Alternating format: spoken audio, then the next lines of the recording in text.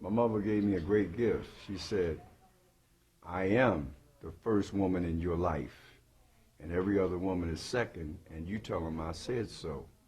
When you look in the face of a woman, you are looking at me. And when you disrespect that woman, you disrespect me. If you ever forget where you come from, you won't know where you're going.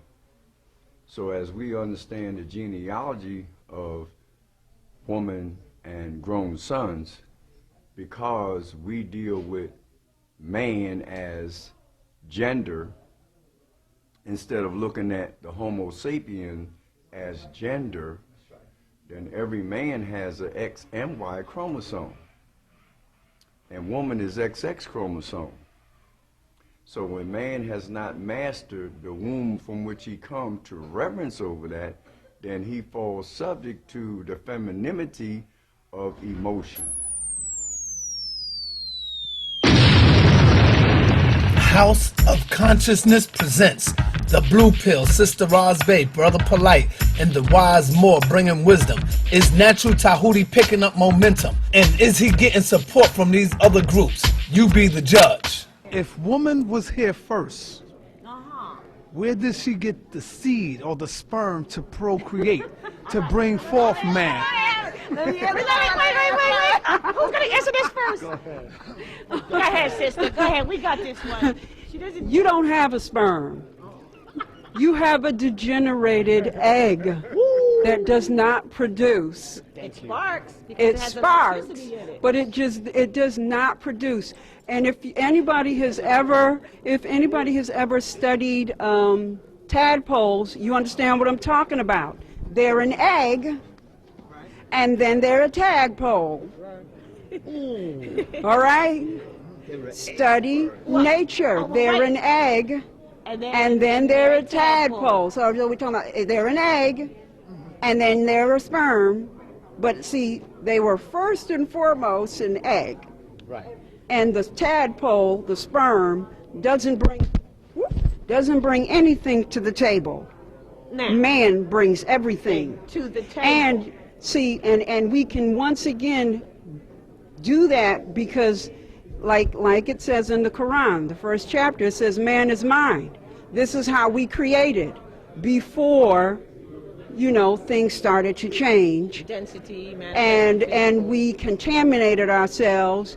And, you know, now we need the assistance of our sons to generate that spark of energy that splits the egg, because understand, science already knows that the only thing the egg needs to split is a charge of electricity, period. Not a sperm. And that's what I wanted, and that's what I wanted to say, is that when you look at that X, that's 100%, and you look at that Y, there's 1% that's given on that Y. If you look at even when you look at the visual of it, it's so much bigger.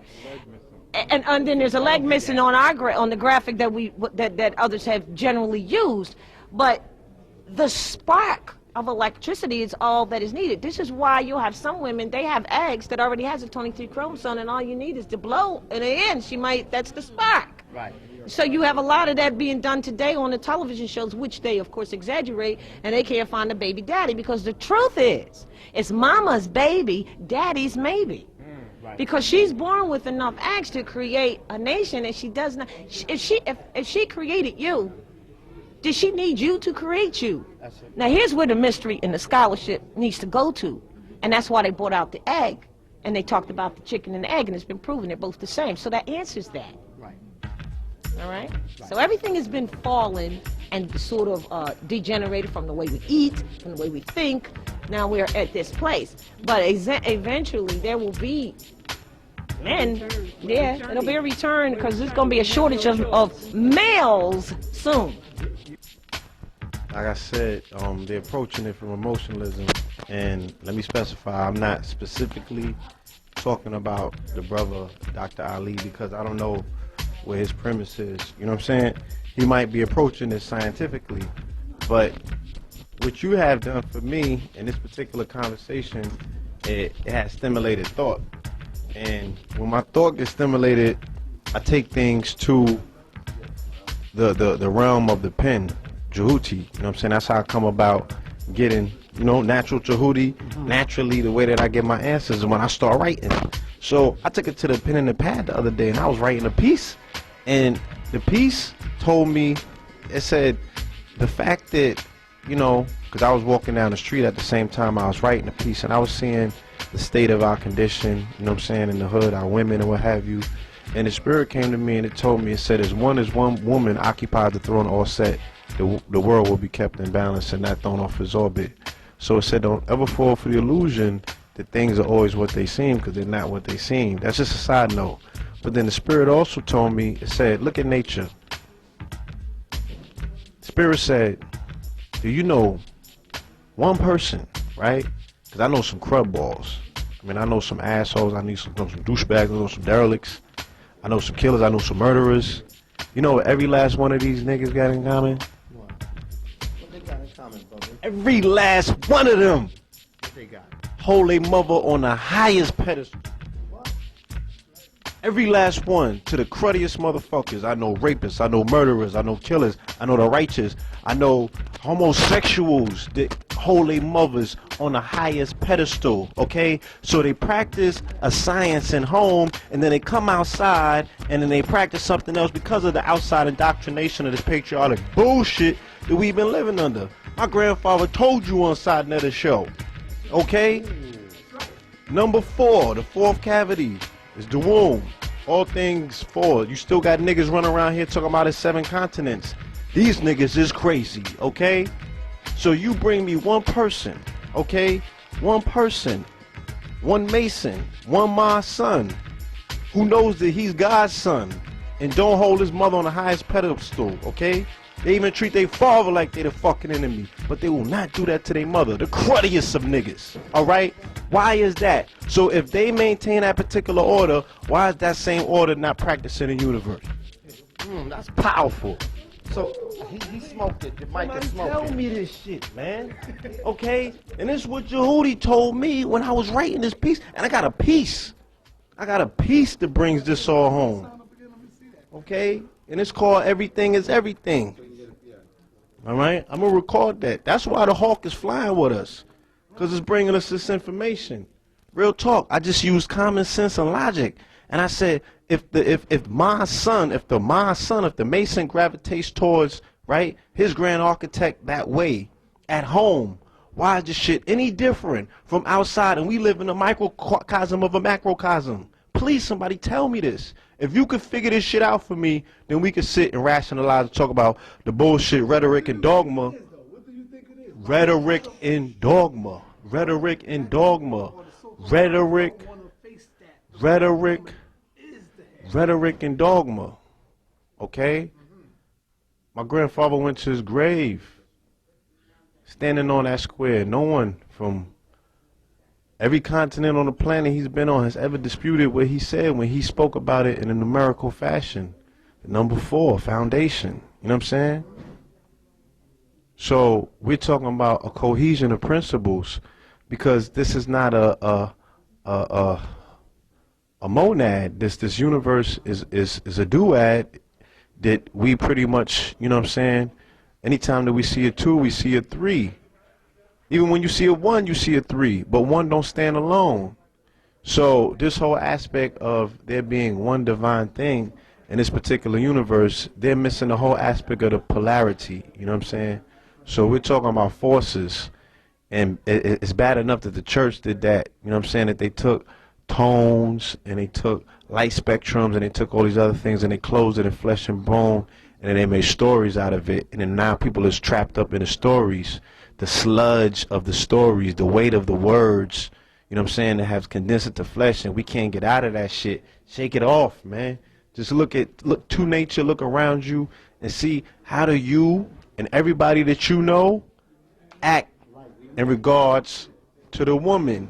That is her power, and that is what the universe adheres to, and that's what keeps this shit in orbit. All right? Peace. As it stands today, because she's been maimed, she feels she needs the male to procreate. That's what she feels she needs. And so long as she feels like that, cool. Where does the black man come from, or the Moor man, or the Nubian man come from? comes from his mother.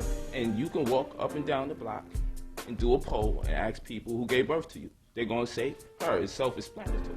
Self-explanatory. Now, we want to go into history. You understand? We going to go beyond history. There's history, and then there's science. There's a distinction. Now, people may say, oh, history and science is the same. No, they're not. There's history, and then there's science. Now, we got to talk about conscious. What is conscious? Conscious is to be with science. That's all it is to be with science or with awareness. You understand? So the con is with. You dig what I'm saying? So you're with what? Science. And science is knowledge. You know what I'm saying? So you got to be with or in conformity to knowledge or information.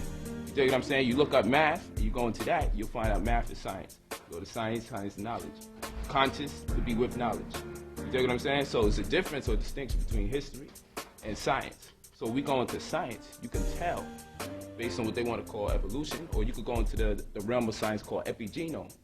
Okay? When you study epigenome or the epigenetic science, you can tell just based on her chromosomal structure that her chromosome, her X chromosome, is 5.8% larger than the male's Y chromosome, which means she was here first. Common sense. The male's mitochondria, right, is not in the same place as the cell. It's suspended, okay, in the cytoplasm. So what happens is, when you look at her mitochondria, hers is sustained, which means that you can trace her mitochondria back. This is why they once had 147 women's placentas put into a centrifuge, and they was able to trace all women's genealogy back to one common female ancestry. They couldn't do it to the males because it's too diversified, and his is extracted during the fertilization process when his egg is used. If the male was supposed to be first, the question has to be asked, how come the female has to create a protective mucous membrane around the zygote to prevent her from destroying it? If this is a natural process, how come her body is trying to protect her from it? And this is why after she gives birth to a child, some of them still psychologically have that groove still in their mind to destroy their child, and it manifests itself as postpartum syndrome. You dig what I'm saying? But that's a whole nother science, because we're going to be doing something December 19th, Tahuti and I, on the Nubian Womanist Guys, the precursor.